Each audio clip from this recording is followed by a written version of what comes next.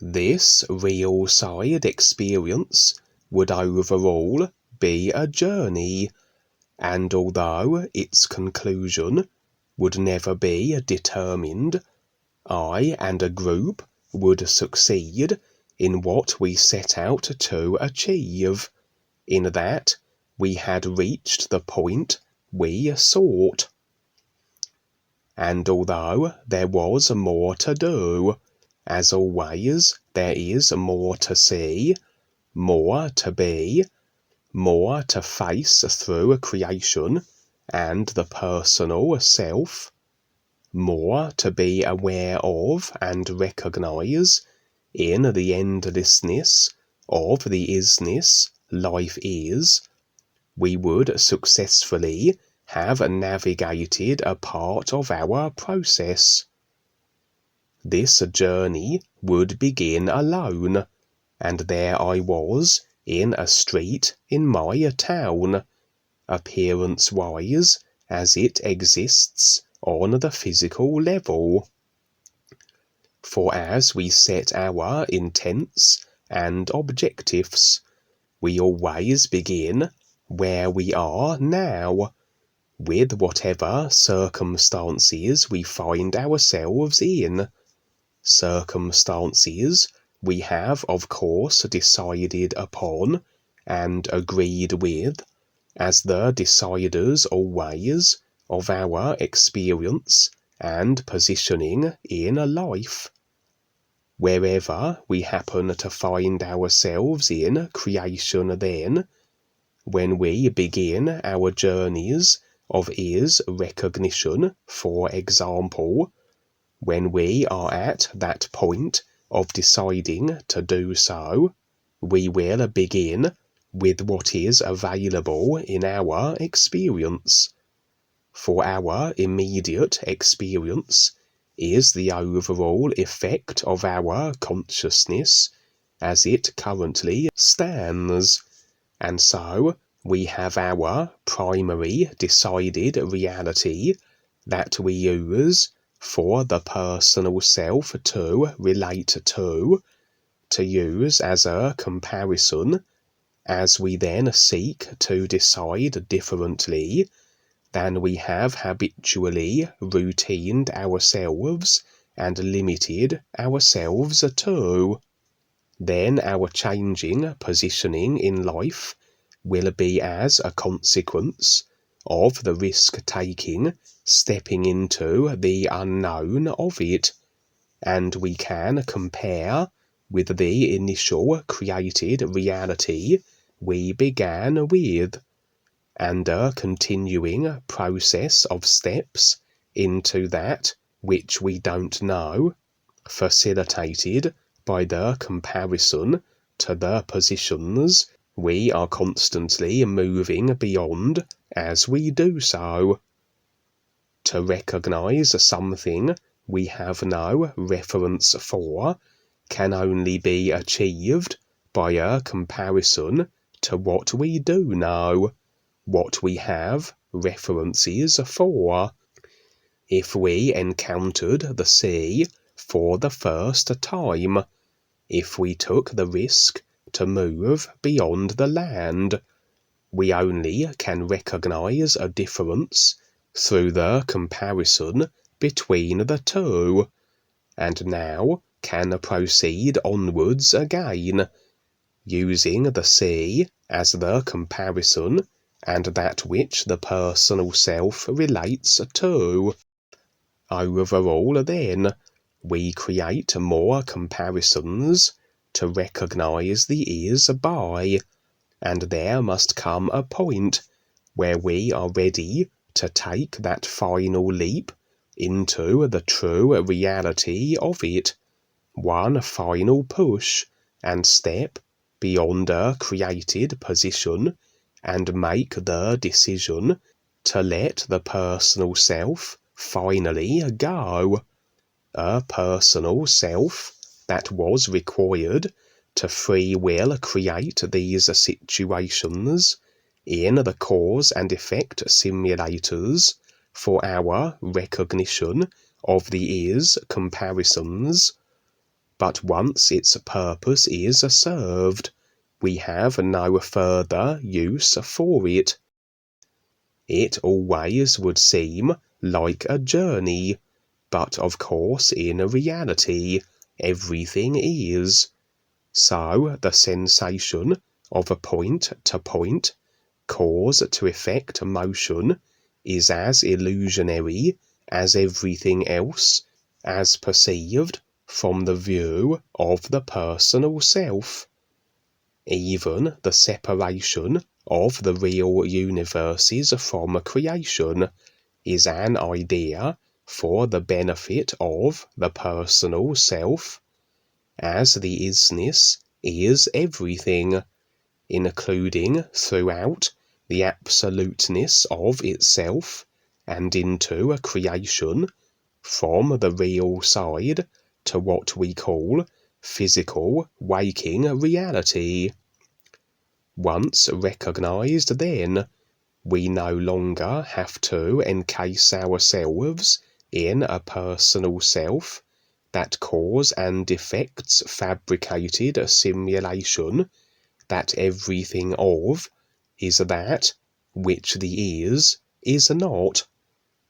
And so this real side experience would be a literal journey progression, perhaps another of many, for ultimately recognizing the is a monumental undertaking, and will comprise of an endless series of steps into the unknown for its completion, and it's not even that we ever will achieve this recognitional completion, as the is endless, and to stand in the completeness of it can never be so.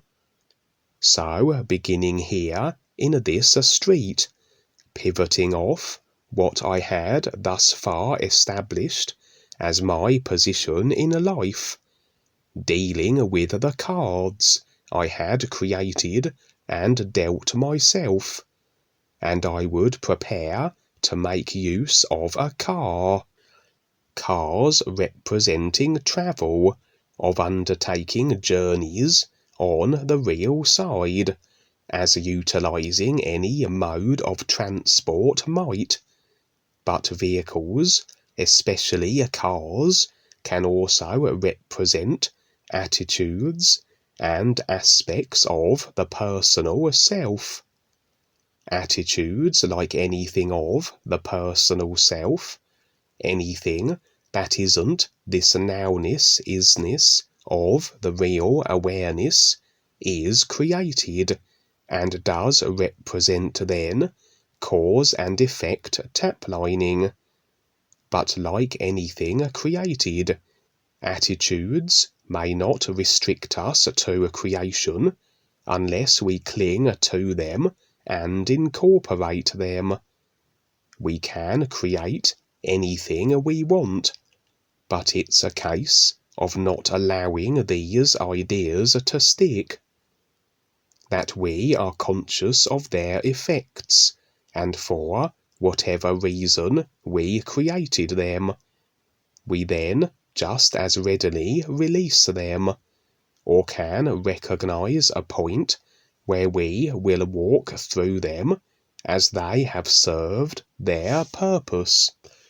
For yes, attitudes can be abrasive and unproductive, awareness speaking, though seeing them for what they are, even abrasive ideas are as much references and comparative tools for is recognition as what we might label as nice ideas or attitudes.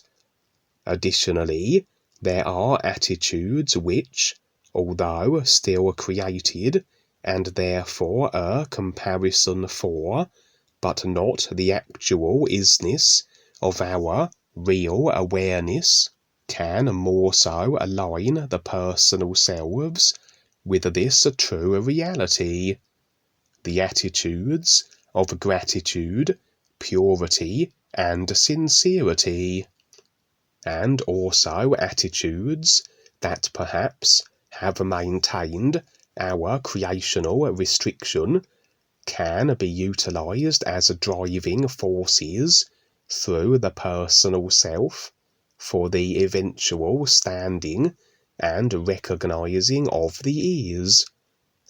We use everything we can to assume this true reality recognitional position, and such attitudes as a passion, as an example, can be tools also, until, like everything else created, their purpose is served and then are abandoned.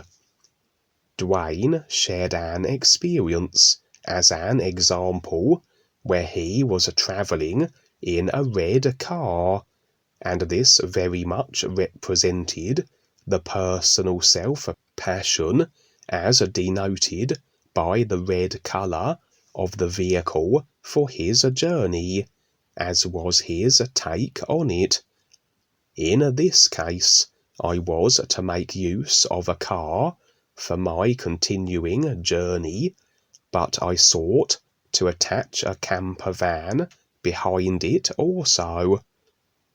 As two view options, the first suggested that I was intending to travel to a certain point, then make myself at home, perhaps an indication of a possible self-conviction future view, that I would reach a certain point, travelling beyond the created consciousness of my house, say, and what I had known, but with the intention of establishing myself somewhere else, becoming perhaps stuck and contented with a particular spot in the creational psych realms.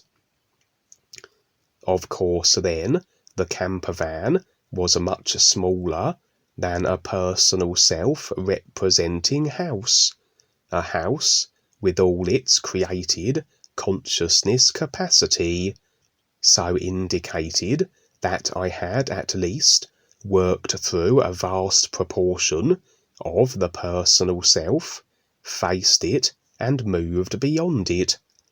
Though smaller, a camper van, still a created consciousness nonetheless, with less attachment and agreement, but very easy would it be for that camper van to grow larger, to internally expand, for as we settle, even in a more expansive position, we dig in and begin to make fresh agreements and attachments, for the personal self gets bored rather easily if we linger too long anywhere on our process, all too easy to stop, become comfortable, self-convinced, and eventually fall back. Our camper vans can become houses once again. The second view was along what I had been describing in regards to attitudes that vehicles represent. Maybe I was dragging so many attitudes along with me that I wasn't addressing, or a few attitudes that loomed so large as to require a camper van to contain them, along with my car. Attitudes that I was perhaps choosing to ignore, or maybe unconscious of, so not sitting in the attitudes, but there they still were, attached to the back of my car, in the form of this camper van. Parts of the created self that can't be overlooked must be dealt with, or these unaddressed attitudes will cause and effect our retention in creation.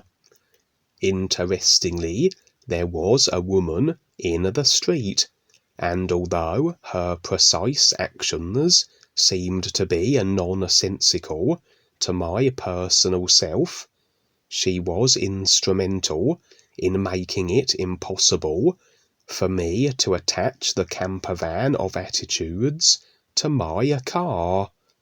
It's as though the camper van kept warping from position to position all over the street, and every time I approached it, it would vanish and reappear in a different spot.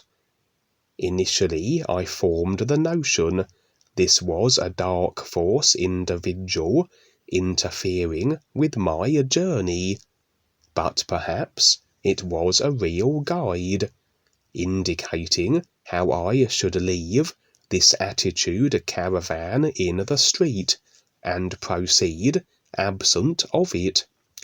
The choice would always be mine, however. The guides can't take anything from us we wish to keep, as we are the deciders of what ideas, and therefore what experiences, we effect for ourselves. They, as the position suggests, can only guide us. They can't live our lives for us. We have to make the decisions. I would exit my car, and both the car and the camper van and the real guide, if that's who she was, would fade from the scene. I had a brief encounter with another woman, who had with her a kind of creature. I wouldn't call it a pet, but it may well have looked like this was the case, as it was the approximate size of a small dog, accompanied her, and would in fact never leave her side. I noticed I had one also, and that the exact appearance of both of these creatures couldn't be determined, as they were constantly changing their body forms and colour so rapidly that you couldn't get a fix on their body form design at any given moment. The woman spoke of how there were far more rules than ever before, and how they must be followed and obeyed. She struck me as a typical, personal self-immersed and unconscious individual, all too accepting and agreeable with created regulation and restriction, as all laws are. These laws seemed to apply to these little creatures also, but it was those individuals that these creatures accompanied that had to abide by these creature laws on behalf of them. So whatever the creatures represented was nothing more than additional restriction, maybe some curious representation of further agreed imposition. Maybe these little creatures were assigned by the dark forces to monitor individuals on the real side. For as this woman spoke of these additional restrictions, and how they applied to these strange creature familiars also, restrictions that also then became the responsibility to further comply with for all individuals who had these curious creatures, I would then disregard and dismiss them, making it quite clear that I didn't agree with whatever these idea restrictions may have been. As I did so, this woman faded from the scene, also with her creature, and as I looked down, I would notice that my own assigned creature, if that's what it was, had vanished also. This did suggest these creatures were some extension of the dark forces, and perhaps a lack of attention at any given moment allowed that they could attach themselves, maybe as little dark force spies. The woman had been aware of her own creature, but perhaps not recognizing what it was, for who knows how it seemed from her personal view and perspective. Just like how Marjorie Clemp, on passing over, was unable to recognize that the individuals who took her away were reptilian. From her perspective, they looked very human. But overall here, I had smoothed out and realigned my personal self. I had recognized and ditched some nonsensical attitudes. I had become aware of and dismissed this strange creature spy through my reaffirming of detached indifference to dark force controlling ideas, as perhaps a few agreements had crept in that facilitated the placement of this creature, and the woman I encountered more or less revealed how its presence in fact represented extra restriction. The scene would fade, as though the successful evaluation of the situation had my moving on to the next step, as it were, perhaps a journey that had started off on the wrong foot or wheel, and as I now returned to my personal self-representing house, it was as though I had brushed the first scene up to experience and was about to relaunch my journey, to reset and start over at whatever aspect or stage of my process this overall journey represented. For as I stood in the front garden of my house, another car would pull up in my street in front of it. Although I didn't ever see the driver, my impression was that it was a real guide. For those that take the wheel of vehicles we travel in on our journeys indicate our agreement to these individuals, so it pays to note who we are allowing to drive us, to determine their intent, etc., and what they represent.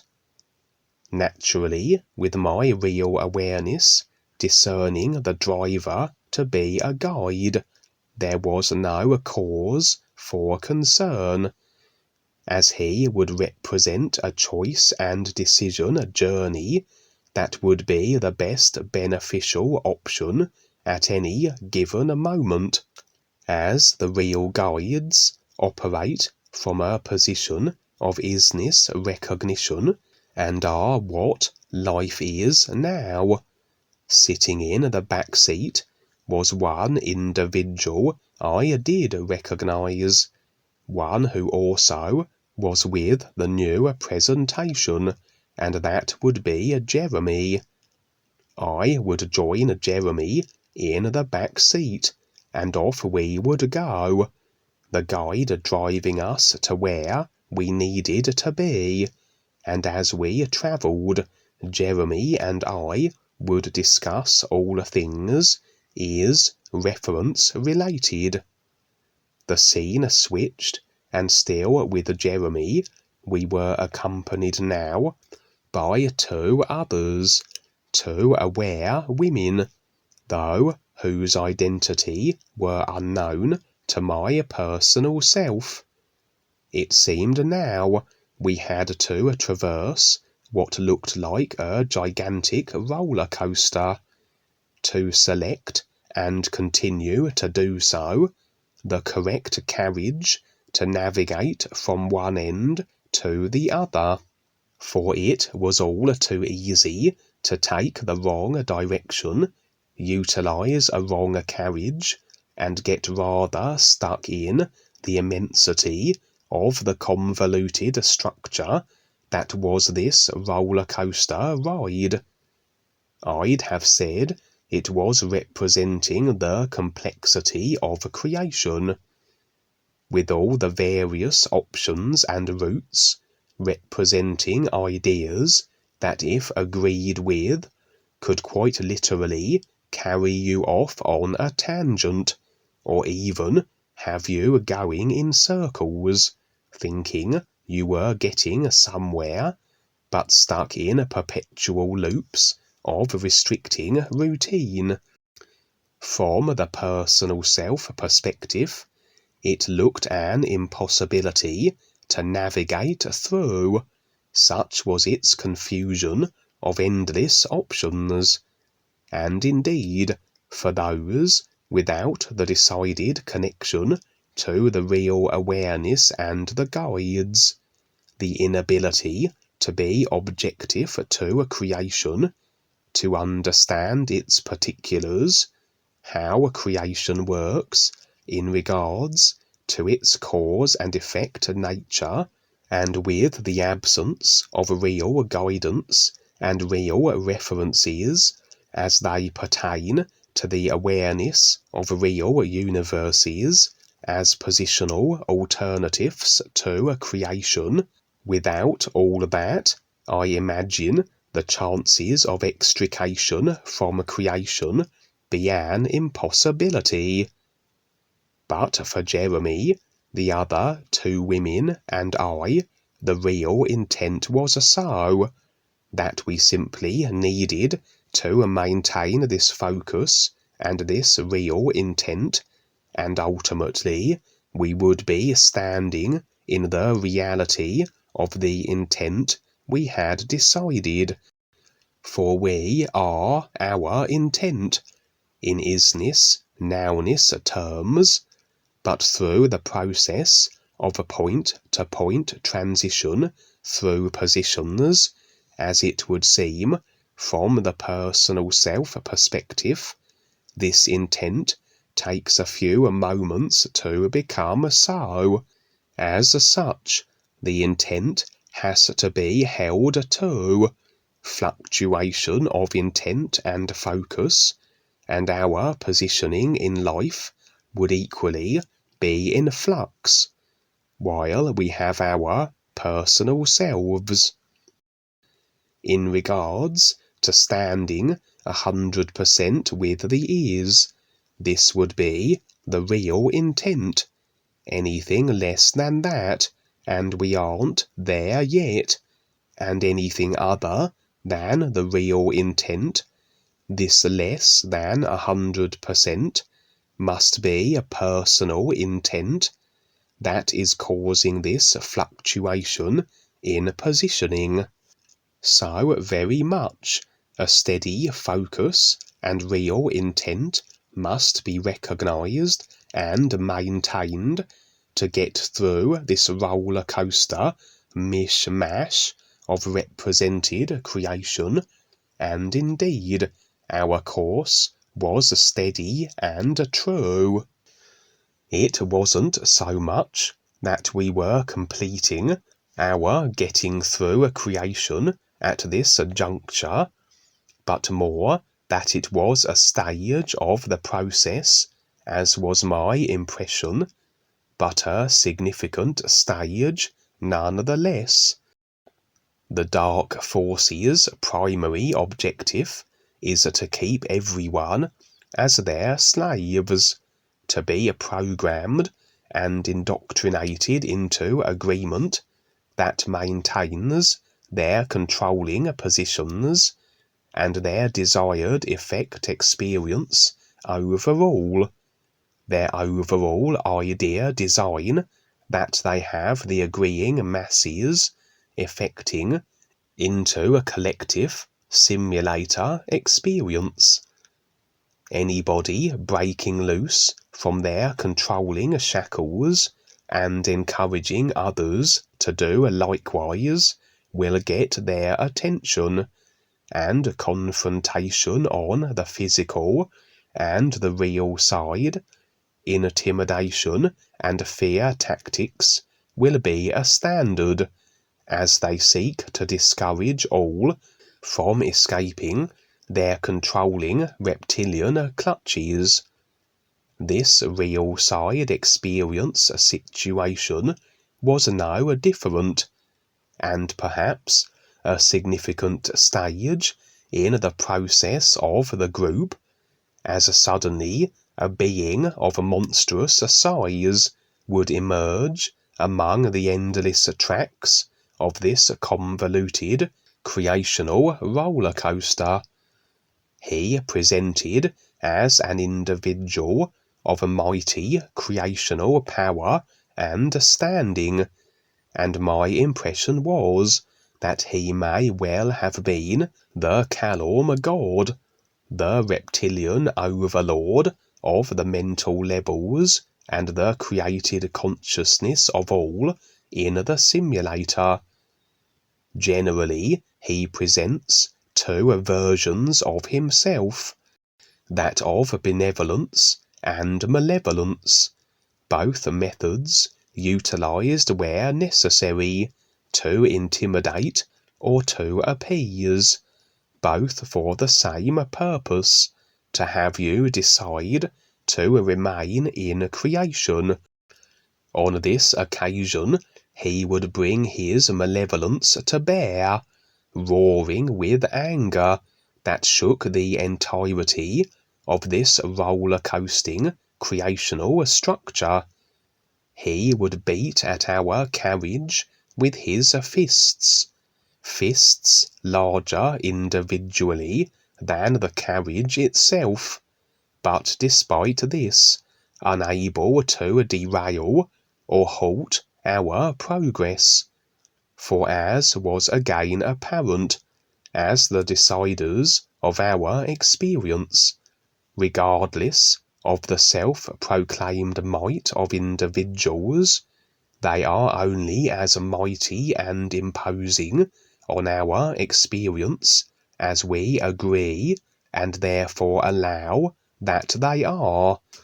And we even grew a little bored of seeing his angry huge face glaring down at us from high above, as he rained strikes down upon our carriage, and so we drew closed the internal carriage curtains, that we didn't have to look at him. Our carriage terminated at a certain point. We had made it through this particular stage, the Calorm god, if that's who it had been, now nowhere in sight, as though we were beyond his reach, or he had grown weary of trying to prevent our passage. There was the sense of preparation for what was to come next, and indeed our group would divide into pairs, and each pair would take a slightly different path, as it were, with all our processes of awareness being as unique as the beings we are. Not all our activities and routes will precisely align, although the ultimate recognition objective remains the same, and so this pairing off suggested the pairs on different courses, but that the two individuals in each pair would be undertaking similar experiences, perhaps assignments on the real side, to assist further with the great wake-up that is occurring throughout this simulator, that in turn would facilitate the earning of awareness and recognition of the is, for those who share and participate, with everything equaling itself as it does. I would never see what took place next, but life is always on, and our process is continuous on the real side through our real awareness, regardless of what our personal self is shown, providing the real intent and purpose of is recognition is maintained. A whole series of steps, stages, and gradual positioning into the ever unknown of the is that will present however it does to the personal self, and that it falls on us to recognize what the real side is revealing, and to convey it as best as we can in literal terms through the personal self. The overall picture is that we are all viewpoints, and all that we experience in creation are objective comparisons to recognize the is through ultimately. Okay, terrific, Kevin. Thank you so much. The great witness. Yes, you're very, very important here to all of us. It's just terrific, Kevin. Thank you so much. And there was Jeremy and some others, again, on your journey. And yes, meeting the Callum God, it's always interesting. Actually, I took a huge hit in 2015 where he blasted away at me, and I went in the hospital for 5 days here. So it came all the way into the physical. So at least you're okay. You're a tough guy. Thank you so much, Kevin.